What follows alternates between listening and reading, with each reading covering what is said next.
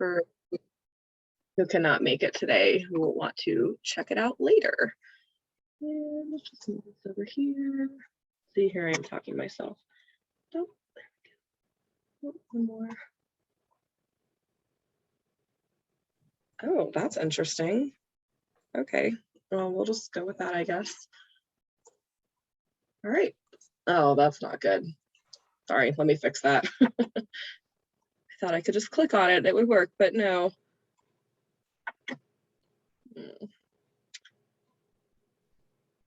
Download it, can I double click on it? Can I, oh, there we go. Sorry about that. I thought I could just click on it. Sorry for that sending to you at the very last minute, Hannah. Thanks for That's okay. Thanks for working it in. All right, there we go. So good morning, everyone. Thanks for being here. Scott Cuthbertson, Deputy Director of Operations. I just wanted to update everyone on, you've probably been, for those who've been paying attention, know that we made a pretty significant organizational change to try and better accommodate the workloads that have both come out of mission change, but even without mission change, just the ever increasing complexity and need for additional technology support prompted us to split the unit that had previously been our permitting and technical services unit that has been really so well served by Jane Stanzik over the last many years. But the workload of the technology support, it's just not sustainable to ask one person to try to support both those significant efforts. And so we did create a standalone information and applied technology unit. And then with Jane's pending retirement, we took the opportunity to do some succession planning and also hired a new permitting manager. And so the two things I just wanted to kind of complete the loop on, for those of you, like I said, who've been paying attention, you've heard the conversations about this over the last 4 to 6 weeks. We have completed that process. And so now the operations side of the business has these 5 operating units. In addition to these, we have our hearings unit and our finance unit that report directly to Julie Still or to Director Murphy. And so these are I just wanted to kind of give you a big overview of how the operations unit is structured now and the quick changes. Like I said, we created the information and applied technology unit. Chris Eisinger has accepted our offer to become the manager of that new unit. And he, as you know, is currently our GIS senior scientist, our GIS expert. And so we will be looking to replace that position in the coming weeks as we take the next steps in that process. And I really appreciate the really varied experience that he brings to that role, and look forward to all the support and help that he's going to be able to provide us in that area. Like I said, we did also select a new permitting manager. Jane will continue in her role as an advisor to these 2 unit managers and doing some succession planning over the next weeks as she transitions to retirement. I'm not going to talk about that anymore because I just don't want to think about that still. And Sabrina Trask has been selected as our new permitting unit manager. And so the permitting unit will be responsible for mainly 3 primary functions: our completion specialist, our location specialist, formerly in the OGLA group, and our being the role that the primary manager that liaises with the hearings unit process in that whole permitting process. So that's the 2 new selections. The other changes, we reorganized some group assignments with the OGLAs moving to the new permitting unit. Greg in the environmental unit has now taken on responsibility for supporting the reclamation group, which previously had reported to our compliance unit. I think the affinity of those 2 functions works well together. And so I'm looking forward to the increased efficiencies maybe there that will come from that. And at the very least, the fewer number of direct reports that Mike Leonard will be asked to try to support, I think will be a significant improvement in his sanity, if nothing else. He had a lot of people that he was trying to support. So that's the organizational overview that I wanted to provide. I'm happy to answer any questions as you have any, or if you have insights and ideas about how to continue to improve our organizational effectiveness, feel free to email me. I'm always open to ideas and insights. So thanks, Hannah. That's all I had. Thanks, Scott. Great job. Next up, we have Steve Jenkins. But Steve, I don't see you in my participant situation here. So if you can, you know what, I think I'll just allow everybody to unmute themselves, and please, everybody, just don't unmute yourselves. Only Steve, unmute yourself. You can go ahead and do that now.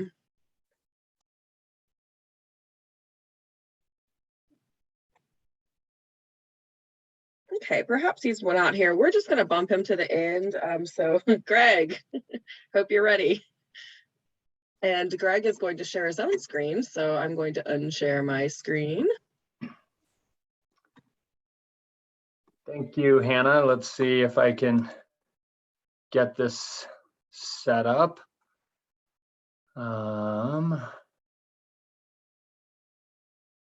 believe it's this one that I want to share. Trust you all can see a beginning of a presentation. Yeah, that looks good. You're on slides. Excellent. I just need to now dig through my layers and find my own notes. So give me just a half second. All right. Well, thanks. Good morning, everyone. I'm Greg Duranlo. I am the environmental manager here at the COGCC. And as Scott said, my role has changed some and no longer responsible for the oversight of the OGLA unit. And I am now, but I am still involved in some of that work. And so today I'm going to just give an update on the Rule 411 public water system buffers. As most of you know, these buffers on our COGCC GIS online interactive map are slightly out of date. And but before I dive into the map layers, I wanted to just sort of run through a quick overview of Rule 411 and give you all some reminders of how those rules apply to permitting. So we'll go through a couple definitions that are in the rules themselves and the protections that are afforded in those rules. Then we will talk about the GIS components of the surface water intakes, the Goody and Type 3 aquifer intakes or aquifer wells, and then a few other additional reminders of just where these things appear in our rules as well. So just to, again, I don't want to spend too much time on this, but just kind of reminding everyone, surface water supply area definition. This is the buffer zones that are listed in Rule 411 A1B that surround a classified water supply segment that includes 5 stream miles upstream from a public water system surface water intake. These you're familiar with from former Rule 317 Big B. And the classified water supply segment is defined in our 100 series. And that definition comes from CDPHE. So it's a surface water classified as being suitable or intended to become suitable for potable water supplies by the Colorado Water Quality Control Commission pursuant to Reg 31. And this does explicitly accept ephemeral streams. Moving on to the water well definitions that we have in the rules, and these are both, these are defined in Rule 411 itself. Groundwater under the direct influence of surface water or Goody well, or means any, not the well, the Goody means any water beneath the surface of the ground with significant occurrence of insects, macroorganisms, algae, large diameter pathogens, or significant and relatively rapid shifts in water characteristics such as turbidity, temperature, conductivity, pH, which closely correlate to climatological or surface water conditions. In other words, anything that happens in the surface water directly affects that groundwater body. And then a Goody well we've defined to mean specifically a public water system that is supplied by a well under the direct influence of surface water. So if a private homeowner's well is a Goody well, or is completed in a aquifer that is groundwater under the direct influence, that doesn't make it a Goody well in our rules. It's only those that are public water systems. Similarly, we've defined type 3 aquifers, and we've taken this definition from the state engineer's office. It's an aquifer that consists of unconsolidated geologic material, including alluvium, colluvial, or other unconsolidated materials. And that is defined in the state engineer's water well construction rules. And then similar to the Goody well, a type 3 well is specific to a public water system supply well that's completed in that type 3 aquifer. So again, you could have a private water well that is completed in a type 3 aquifer, and it's not considered a type 3 well per our rules. So just a reminder, refresher on the Rule 411 rules. The surface water supply area again is defined. We've defined the 3 buffer zones: internal, intermediate, and external. And the operators are responsible for identifying really the specific buffer zones that apply to a proposed oil and gas location by measuring from the ordinary high water mark to the edge of the nearest working pad surface, or their proposed working pad surface. The commission may modify the buffer zones through the permitting process. So if there's a need to modify, either constrict or expand one of the buffer zones, if the commission makes that determination that it's necessary to protect public health, safety, welfare, the environment, and wildlife resources, then they may do so. The consultation is a significant component of the Rule 411 that's been expanded from the former Rule 317B. The consultation with the public water system operator will discuss BMPs to protect the intake, but also may address additional setbacks from ephemeral tributaries. As I mentioned in the definition of the classified water segment, it excludes ephemeral streams, but an individual public water system administrator may have a reason to want to apply buffers to an ephemeral drainage. And then there are provisions for the spills and release notification and emergency response. Spills must be reported to public water system operators. Emergency response plans must contain contact information for PWS administrators, so that the operator can quickly notify those operators of a spill that has the potential to affect their intake. I almost told Hannah to go to the next slide, and then I realized that was my responsibility. So some protections that are laid out in the rules, these are very consistent with the Rule 317B. The first line of protection is a prohibition of new oil and gas development within the internal buffer zone. And the internal buffer zone, I didn't really get into this, but it's been expanded from the 317B zone. Any modifications to an existing oil and gas location will be submitted on a Form 2A or a Form 4, consistent with other rules that require that submittal. But the Form 4 must be provided to the PWS administrator. And obviously the Form 2A would be subject to consultation with the PWS. And then pipelines, if an operator is proposing changes or modifications to pipelines and roads that would cross the surface water supply area, those pipelines and roads would be evaluated for their necessity and whether or not existing right-of-ways could be used for those, or whether they pipeline could just as easily avoid traversing the surface water supply area. The rule limits only that a variance to allow for development within the internal buffer zone can only be granted by the commission. It can't be a hearings officer or ALJ. And then in addition to those requirements for the internal buffer zone, the following requirements would apply to the intermediate buffer zone as well. So in the internal and intermediate zones, tanks must be placed in an area with down gradient perimeter berms. All fluid containment berms must be lined. The operator must inspect the location daily unless an alternative schedule was approved on the Form 2A. So if the operator had specific operational practices that eliminated that necessity and that was approved through the 2A process, that could be reduced. They must maintain spill response equipment on location during drilling and completion operations. No new pits are allowed.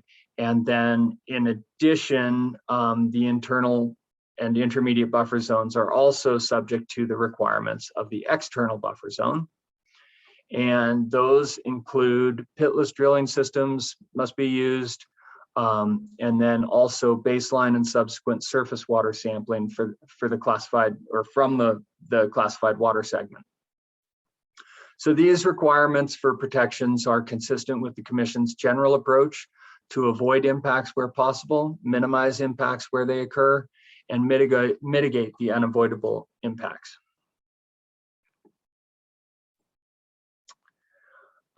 These slides will look pretty familiar as I walk through the requirements for the Goody and Type 3 wells. The buffer zones are established at the same distances from the PWS intake or PWS well, but they're established in a radial pattern. They are again 0 to 1,000 feet, 1,001 to 1,500 feet for intermediate, and then the external buffer zone goes from 1,500 feet to a half mile. So same as for surface water. For the new oil and gas locations, consultation for locations proposed within the buffer zone is required and will include a discussion about the necessity of groundwater monitoring and the potential protection of recharge facilities. So that's in addition to the BMPs that you would be discussing with the PWS administrator for a surface water supply intake. The spill and notification, spill and release notification and emergency response requirements are substantially the same as for the surface water supply area PWS systems. Excuse the redundancy. PWS is public water system. Protections established in Rule 411B are also essentially the same as for the different buffer zones around surface water supply areas. In fact, these rules refer back to the protections for the various buffer zones. So I won't go through those again. Intermediate buffer zone is the same. Again, they are cascading. So if you are if you have a variance approved to be in the internal buffer zone, then the requirements and protections for the intermediate and external apply. If you are proposing a location within the intermediate buffer zone, the requirements for the intermediate and the external buffer zone apply. And in the external buffer zone, you'll note that there is no specific requirement for water sampling. And that's because that's established on a case-by-case basis during the consultation process and the Form 2A review. So that's left to consultation and left to that case-by-case establishment. So now the real reason we're here to update you is to talk about the pending updates to the COGCC GIS online interactive map layers. The GIS data set is essentially unchanged right now from what was displayed for former Rule 317B. The mapped 411A buffer is a half mile and is consistent with the current rule. So we just changed the name on that buffer layer, and it is consistent with the current rule. The internal and intermediate buffer zones are displayed narrower than the current rule provides. So they're displayed as 0 to 300 feet and 301 to 500 feet instead of 0 to 1,000 feet and 1,000 to 1,500 feet, respectively. You can still use this tool for planning purposes. And if you're within the 411A buffer, that half-mile buffer, you would need to determine the exact buffer zone by field measurement, measuring from the ordinary high water mark of the classified water segment. We do know that there have been additional public water systems added since that map layer was updated, and we also know of at least one that's been eliminated. So we are working right now to update those map layers. We have our internal GIS team, as you heard about the changes in that team. We also have a COGCC contractor, our partners at Water Quality Control Division, specifically in the Source Water Area Protection Program, and a third-party vendor, all on board to advance this project. Currently, we're evaluating the data set and have identified that the total number of PWS public water systems that will be included will increase from 478 currently to approximately 520. Not all of those will necessarily fall within oil and gas development areas. We will evaluate each classified water supply segment to ensure that intermittent streams are treated consistently, as we've identified over the years that some streams appear to not be included in the buffers where they likely should have been. We want to make sure that we capture those intermittent streams, and again, don't include the ephemeral streams. We will evaluate lakes and reservoirs within the surface water supply areas to determine where the upper reaches of the surface water supply area should be. And we will perform an overall quality assurance and quality control of the data. We believe that this project may be completed within 2 to 3 months. But again, the current map layers should provide an adequate planning tools, but we certainly ask operators to be mindful if they are within a half mile of surface water and have a reason to believe there may be an unmapped public water system intake downstream. Please err on the side of caution, use appropriate best practices, find the PWS administrator, and engage them in a consultation about your operations. Moving on to the Goody and Type 3 wells. The current map layers that are on display were established during the rulemaking process last summer. The layers on display show a generalized location polygon based on an intersection of a half-mile buffer with a given quarter section, and that's why they appear in these blocky Tetris type displays. This is intended to maintain some level of confidentiality and protection of the actual location of the public water system supply well. Even with the water well location on, as you can see in this picture on the lower right, it does take some sleuthing to locate the exact location. And there might be multiple wells that make up that public water system intake. And so that's good for the protection of the water system, but unfortunately that means it's more difficult to find the contact info for the PWS administrator. The data we use to establish this map layer, we got from the Source Water Protection Program at CDPHE, with analysis of the aquifer type conducted by the Division of Water Resources in the State Engineer's Office. And so we went forward with that data. We felt that it was basically a good place to start. Again, we are currently working with our internal GIS team, COGCC contractor, our partners at Water Quality Control Division and Division of Water Resources to improve and combine multiple data sets to inform our map updates. We've combined the SIDWIZ, or Safe Drinking Water Information System data set, shapefiles from CDPHE's Source Water Protection Program and the Division of Water Resources database. This process has identified many public water system wells that were not previously included. We're currently reviewing over 700 Goody wells and over 1,500 Type 3 wells. Of those, though, only 336 Goody wells and 919 Type 3 wells appear to be in oil and gas areas. We've also identified 259 inactive wells that will need further evaluation. So they'll still be displayed on our map, but they'll, when you look into them, they will show as inactive, and we'll determine whether or not they're permanently inactive, temporarily inactive, or and so then we'll determine what protections need to be in place.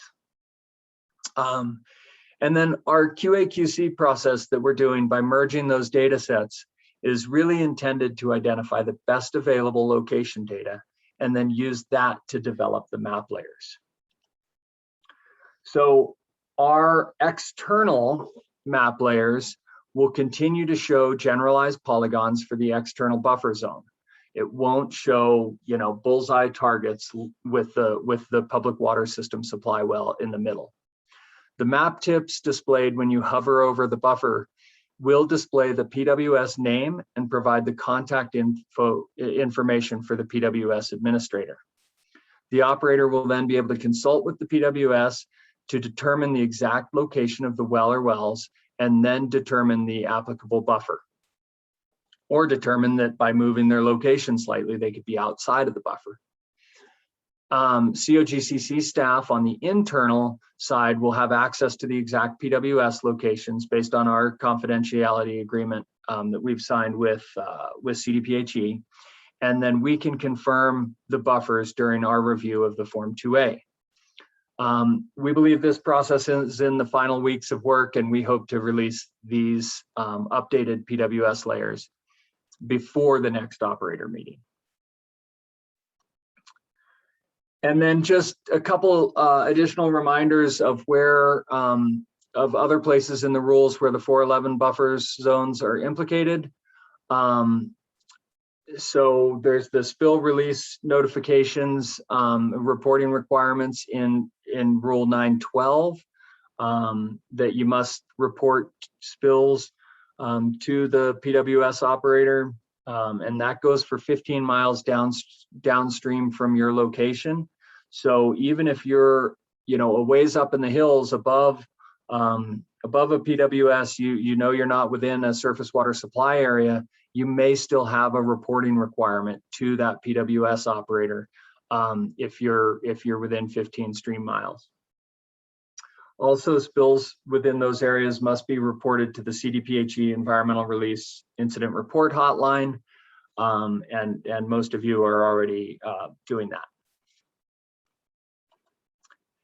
And then these are reminders of how these buffers may affect location siting decisions during the oil and gas development plan and comprehensive area plan evaluation processes. So when your oil and gas development plan it passes completeness, you need to provide notification to the downstream PWS surface water suppliers or the proximate Goody or Type 3 well PWS operators. If you are citing a location within those buffer zones, you do need to do an alternative location analysis for those proposals.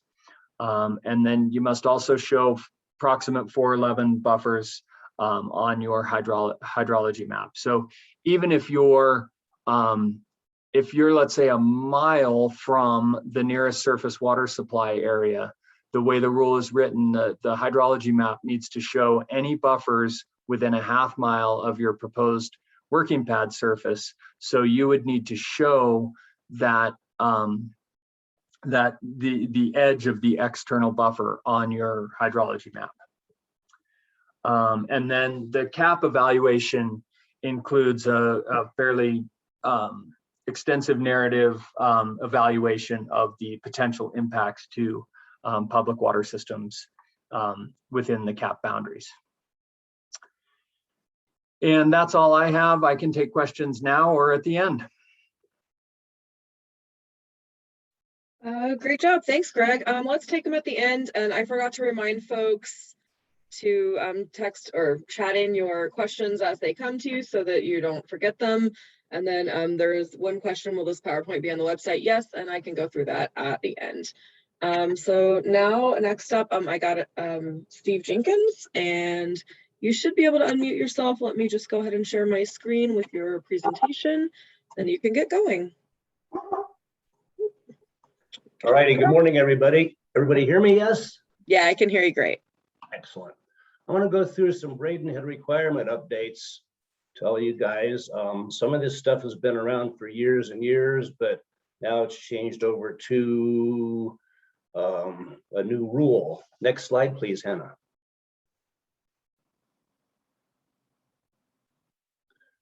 Little brief overview. Slide 1 is going to be 420, Rule 420 requirements. Slide 2 will be a sample scout card. Slide 3 will be a document images card. Slide 4 will be a Wellbore diagram example. Slide 5 will be the new web forms, Form 17 first page, which as soon as it goes public, you all get to see it for your own selves. Slide 6 will be a web forms, Form 17 attachment page. Slide 7, web forms, Form 17 section 2 page. Then a little reminder, some tidbits. Slide before questions is going to be operator guidance documents on Braden Head that are available on our website. Next slide, please. Rule 420 is concerned with Form 17 Braden Head test reporting. I'm not going to read the whole thing. One of the key factors in this is right in the center that's highlighted in red. The operator will include a wellbore diagram if not previously submitted, or if the wellbore configuration has changed. Now, everybody should remember there is a requirement for statewide testing as well as monthly monitoring, so wells need to be configured appropriately. Next slide, please. This is the scout card you guys all see from the outside. You take your API number of your well, go to that scout card, and then up at the top, you can check your Braden Head tests that have been submitted. And more importantly, I want you to pick on the document tab. Next slide, please. This is a list of all the documents that are in your well file that we have. You'll need to go through that and check and see if there's a wellbore diagram. This well does have a wellbore diagram, so that's good. Next slide, please. If there is no wellbore diagram in the documents on our website, you're going to need to create one such similar to the one that's shown on this screen and attach it to your Form 17. Next slide, please. This is the new Form 17 first page. As you can see at the top, the last tab, it's got a black square around it, rectangle, is an attachment. That's where you attach your wellbore diagram if you've needed to create one. Next slide, please.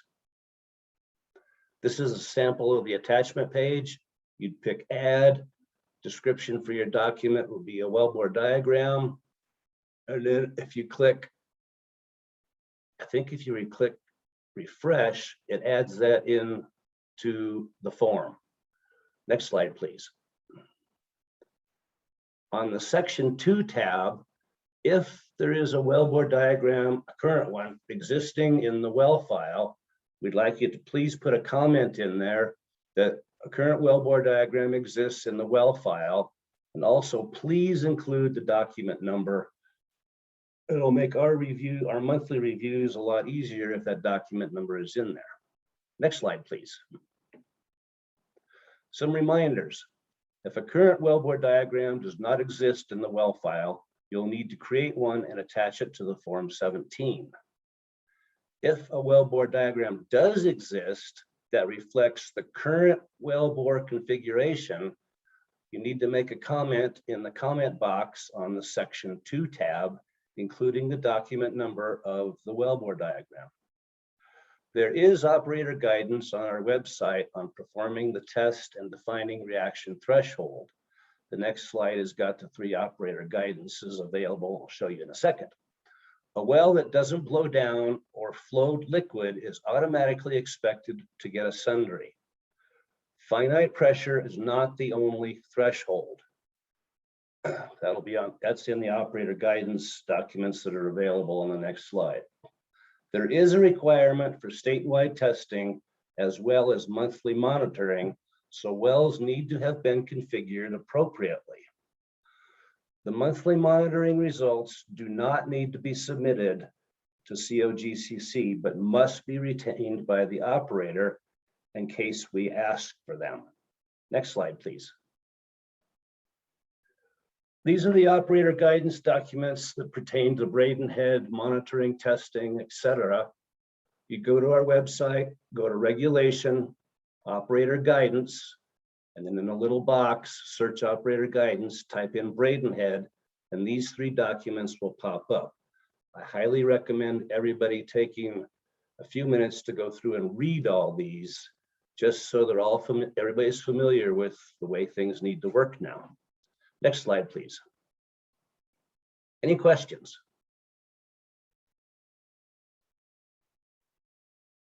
Thank you, Steve. We'll take questions at the end, but if you do have questions, please chat those in to give us time to get you the best answer possible.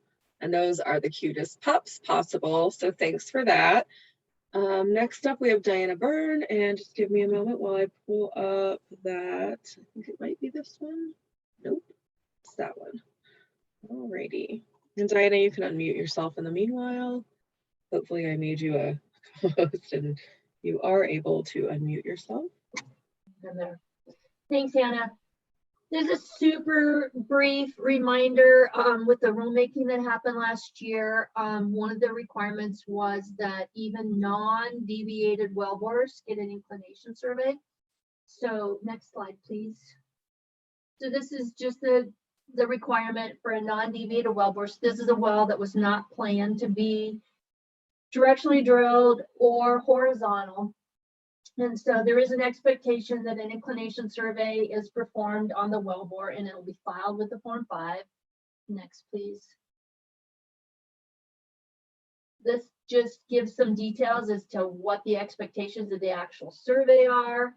And then the option is the highlighting is, or the underlining is just added for emphasis. If you run a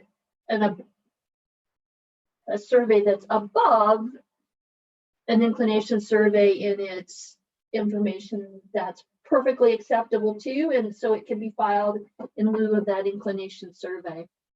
And then next slide, please.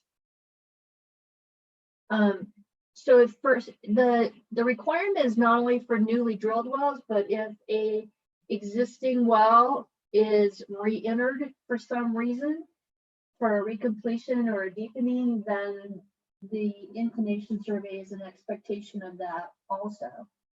And then the format to provide that information to the director, either via a Form 5 or if it's a Form 4 is more appropriate to describe the activity, then it's just a PDF with the details of the inclination survey. And that is it. So next slide, please. That's it. So just a reminder, because it is a new requirement for the vertical wells, I just want to make sure that people capture it while they're drilling the well. So when the Form 5 or the Form 4 describing the activity, if it was a recomplete or a reentry, that it comes in and the well's compliant on the first shot. So thank you. Great, thanks, Diana. Next up is Dave Andrews. Give me a moment to get that on the screen. There we go. All right, Dave, take it away. Thank you, Hannah. Can you hear me okay? Yeah, I can hear you great, thanks. Hello, everyone. I'm Dave Andrews, the engineering manager. Today, I'll just be going over a few changes that were recently made to the operator guidance for Rule 312, subsequent operations on existing wells. Hannah, could you scroll down to the purpose section on page 2?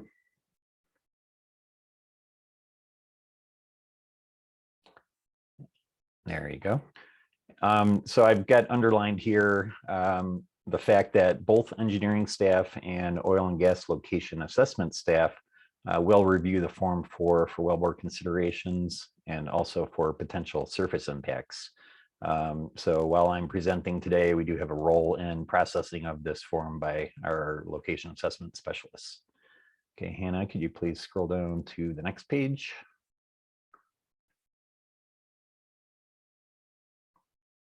Okay, so everything above the red text there was quite similar to the last revision of this guidance. Starting at the red text, things were reorganized a bit to incorporate the new changes. The first section was not modified where it says routine well maintenance, although it was moved around in the document. So Hannah, could you scroll down to the next section?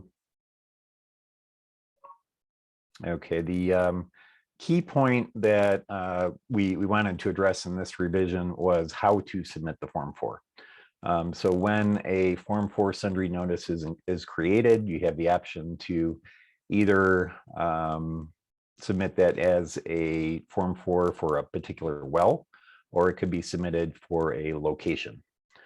So the first part here, we talk about different situations in which the Form 4 would be submitted for a well.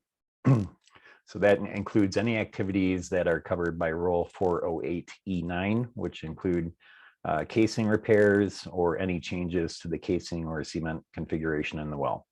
So if a liner is being run or perhaps cement is being squeezed in a portion of the well, that's where it would be covered.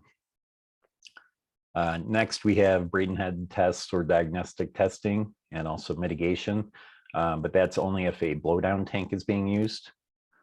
Third, we have plugging operations. And this is a special case where the Form 6 was approved prior to the effective date of the mission change rules, so prior to January 15th, 2021. And the purpose for submitting a Form 4 in that case is to allow for review by our location assessment specialists. And last, number 4, that's more of a catch-all that would be more infrequent if an attachment needs to be submitted for any type of well work. So again, this entire section here has to do with work on wells other than completion operations. Okay, Hannah, you can scroll down. So the next section covers other operations which may have to do with completion or delayed completion specifically. So outside of Colorado, you often hear that called DUCs or drilled uncompleted wells. Our definition would be waiting on completion wells.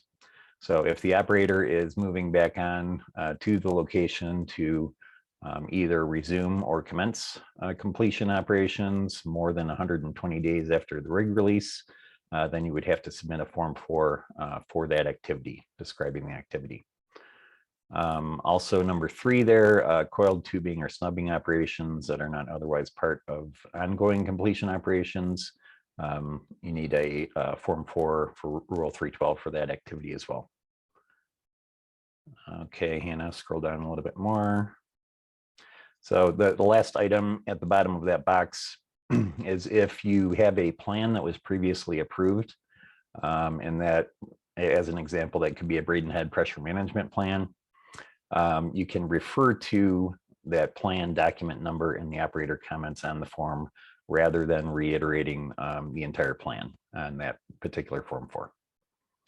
And Hannah, I think that's it, but go ahead and scroll down a little bit more. Okay, thank you. And we'll take, again, questions at the end. Yeah, that does look like the end of it. Thanks, Dave. And let's see, up next is Jane, and I'm going to be driving on the website for her. So let me just pull that up. No. There we go. All right, Jane, take it away. Thanks, Hannah. Morning, everybody. I'm Jane Stanzik, and I'm not a manager anymore. I don't know what I am. So last week we released finally the mission change rule revisions for the Form 4. And there's been a few bugs, you know, we always have those. But I appreciate everyone sending them in so we can jump on them and get them fixed for you. And an update on the web form release, it's coming really soon. You know, we're just getting so close, but we still got some bugs we're working out. But what for questions and issues that you're encountering in the new revised Form 4 and that you may encounter when we release web forms, I want to remind everybody that we have designated staff that are your point of contact for each particular form. And that's the person that you need to send the problem to in an email. If you can do a screenshot, especially if you've received a strange error message that you don't think you should have received, if you could screenshot that error message, the email needs to include the document number that you're trying to complete and submit, because that way the developers can go right to the document you're working on and look and see what the problem is. So the staff contacts for all the forms are in a couple different places on the website now. So Hannah, could you please go to regulation and then go to forms? And right there in the center at the top, it says, click here for list. So Hannah has clicked for us and there it is. And it's a huge list, but it's, we have lots of forms and we have lots of contacts for those forms. So there is everybody and there's their email addresses. So please, please use it. Hannah, can you scroll back up to the Form 4? So, the Form 4 is got so much stuff on it. And we have 5 staff designated to handle the different topics or subjects that are on a Form 4. So we've got someone, John takes care of the environmental things. Arthur takes care of all the groundwater Form 4s. Rebecca is the person to contact if you're submitting a Form 4 for a location or for an OGDP. Craig Berger is the contact for engineering things on a Form 4, and Laurel will take care of the permitting things. So please contact those folks and provide, like I said, a screenshot, the document number. It helps us get the right information to the developers so they can fix it, and then you can be off and running. So there's another place where this contact information is available. Hannah, can you jump back to the forms page, please? So for every form now, at the top of that forms page, there's a list of contacts. So Hannah, could you click on sundry notice for the Form 4? Thank you. And there you go, staff contact. Oh, I guess we could put an S on there, contacts. And there's everybody right there. So there's a couple different places you can find these folks, and it will make the whole resolution of a problem faster, more efficient, better for you, so you can get your form in. That's it. That's all I had. Thanks, Hannah, for driving. Great, thanks, Jane. All right, the part everybody's been so excited to get to, the questions. Just give me a moment to, I think I can unshare now. Oops, there we go. All right, let me look at the questions and we'll see what we can do here. It's really tiny. Oop. Okay, that's better. All right, there are plenty of questions in here. Oh yeah, the question, will the PowerPoint be on the website? I can answer that real quick. Let me share the screen back. So yes, all of our presentations are on the website, And here's how you can locate them. So you start with going to regulation over here on the green bar, and then scroll down to operator guidance. And then down here, upcoming meetings and past meeting agendas, etc. And the last one is at the top. Here's the agenda. Here's all the presentations, and there's the recording of YouTube. That is, or it's a link to YouTube rather. All right, so that was an easy answer. Next up, sorry, it's put me back to the end. Will there be a way to pull in bulk if a well already has a WBD on file? I think that might be for either Steve or Diana. I think Dave's gonna take care of these Or I could take questions. it. Oh, nice. Okay, get him, Dave. All right, so the intent of the form or the form 17 as described is submission for a single well. I realize that we do have a bulk upload capability for certain types of Braden head tests, but as far as transmitting a wellbore diagram, that probably needs to be done on a single form 17. All right, great. Thanks, Dave. Next question is, for the wellbore diagram requirement on Braden head tests, is there a requirement to attach a wellbore diagram in the monthly bulk submissions if a wellbore diagram is not on file for an individual well? And I'll start with that one too. That kind of goes back to what I just said in the last question. But I know Diana is more familiar with the bulk upload, so check to see if she has anything to add. We don't currently have that capability. And so I think we're going to need to reach out to that vendor and see if it's an availability. And then we'll have to work with our IT group to see if they will pull it in. Because currently the way that data comes in, it goes to a table. So it would be a separate operation.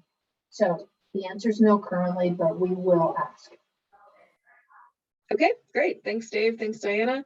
And next up is, if we have already submitted our Form 17, should we go back and resubmit the form with the wellbore doc numbers referenced? Short answer is no. Awesome. Great. Thanks, Dave. And next question is, Braden had testing question in Southwest Colorado. We have the NTO form, the BLM on testing. Sorry, I probably didn't get the cadence of that right. Question is, for annual testing requirements, is the operator in this area to follow the NTO from the BLM or COGCC or both? Please expand if possible on those areas that have historical NTOs, how the operator should proceed with testing. Thank you. Can take that one too. As with requirements for any situation where our rules and BLM rules may differ, we usually say the operator must comply with whichever is more stringent, and that would be the case here too. Great. So sorry, Anna. So basically comply with both requirements, whichever is more stringent. All right. The stringent gets the requirements. All right. Next up is just an FYI for Braden Head. When a group of wells is selected from the map, then click on the well name to go to the scout card. It is the old scout card and the Braden Head link is not on there. The only way I've been able to find it is to go to the wells from the data search list. Okay, thank you for letting us know that. If anyone else has a comment, you're more than welcome to speak up. Yeah, I'll just add, Hannah, that with that, thanks, Deanna, for bringing that up. We'll get that link fixed. It looks like it's just an outdated link, so thanks. Awesome, thank you. Thank you, Chris. And thank you, Deanna, for bringing that to our attention. Next up, thank you. Other than looking up individual scout cards, is there a way to pull in bulk wellbore diagram submittal status? No. All Thank right. you, Diana. No. Thank you. We'll see if any other questions come in the next couple of minutes. I'll go ahead and put my the next. Let me just, Go ahead. while Hannah's looking there, let me just chime in that, thinking about a bulk upload of multiple wellbore diagrams as a part of a bulk upload, I'm not sure that that's going to be a very effective development task to get prioritized, because, you know, it's a once and done kind of thing. I can't imagine, I guess I need to hear if there's an operator that has, you know, hundreds of these to try to upload. I guess I'd be surprised to hear that there are hundreds of these missing. So I think from an operational standpoint, you should probably just plan on using an individual Form 17 to upload your missing wellbore diagrams, because I don't think that's a fix that we would be able to get to very quickly, or prioritize to get done at all, given that it's a once and done kind of thing. Thanks, Scott. And I would just add that that's if it's related to a Braden head test. There are other reasons why operators may have to submit wellbore diagrams, and often that's related to another form, or perhaps a Form 4 sundry notice for that purpose. Thanks, guys.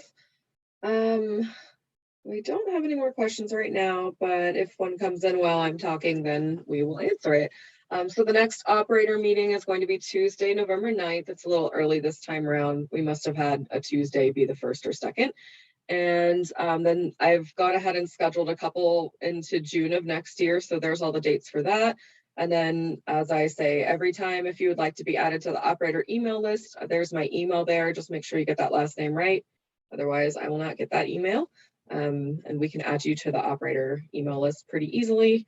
I say it every time, but every time I still get 5 or 10 people that aren't on the list. So we want to make sure that we're reaching everybody with our emails. So please sign up for the list if you want to get the email.